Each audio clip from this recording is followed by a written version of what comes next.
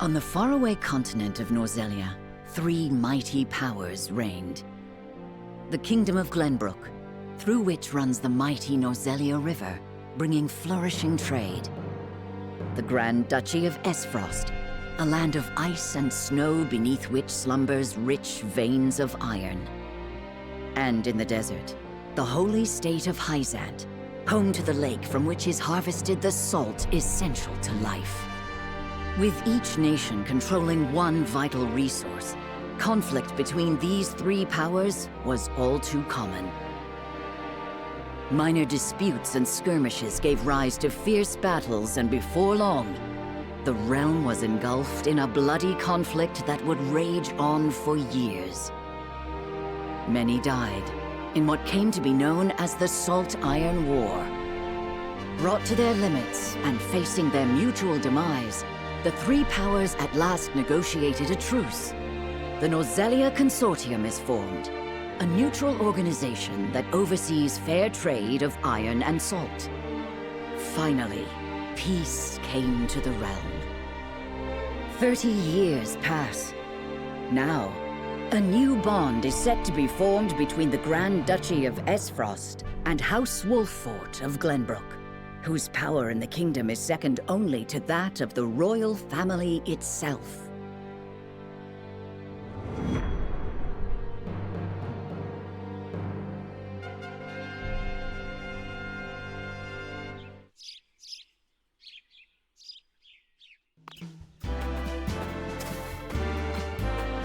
Lord Serenoa?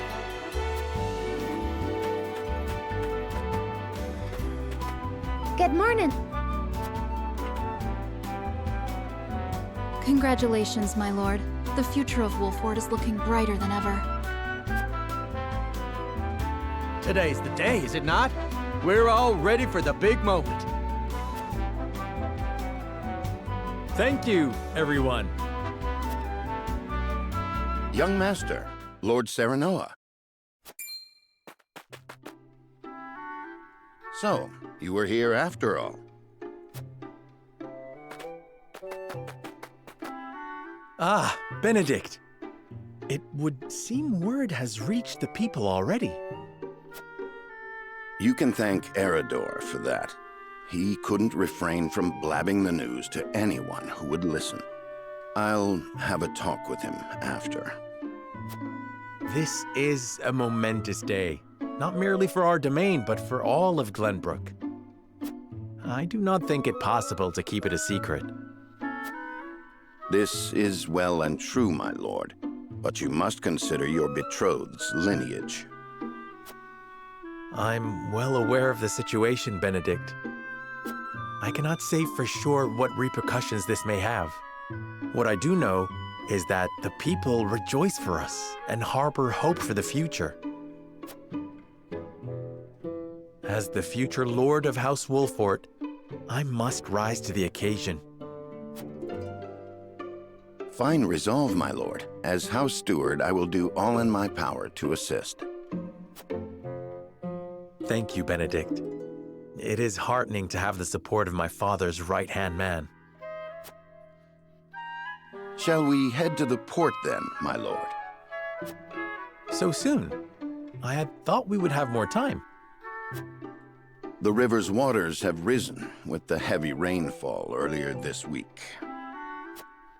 And given the wind, I think it likely that Esfrost's ship will arrive ahead of schedule.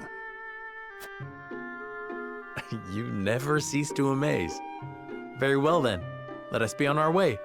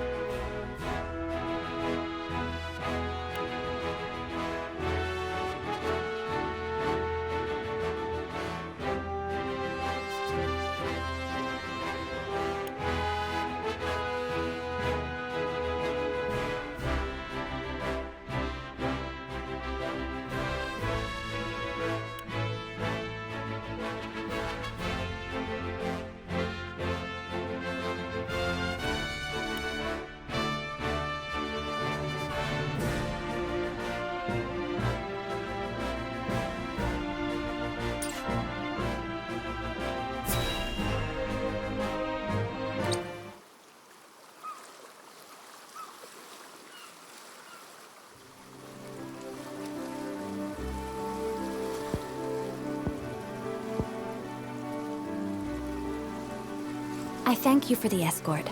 You are free to go. But Lady Frederica, there is no one here to receive you. He will be along shortly, no doubt. If I have heard true, he is not the type to keep a lady waiting. By your leave, then. We wish you everlasting happiness, my lady. Thank you. I shall work hard, both for my new home and for my motherland. Please let brother, the Archduke, know that. As you command, my lady. We leave the rest to you, Gila. I shan't let you down.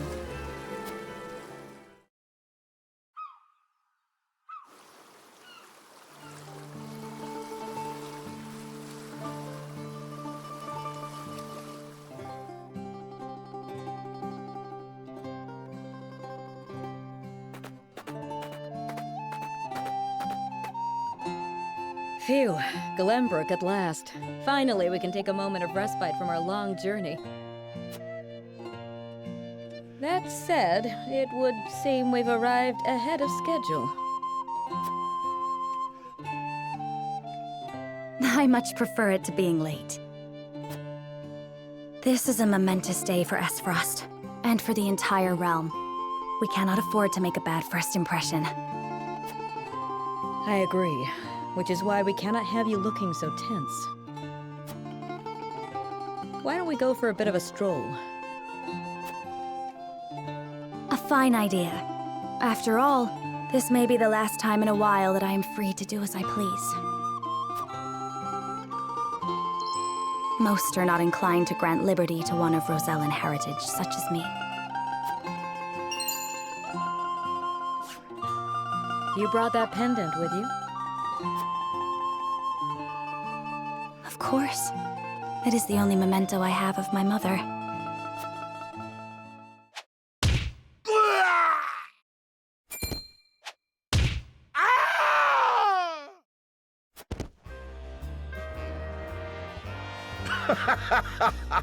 Thank you kindly, little lady. Letting a whole boatload of guards go back home was a stroke of genius.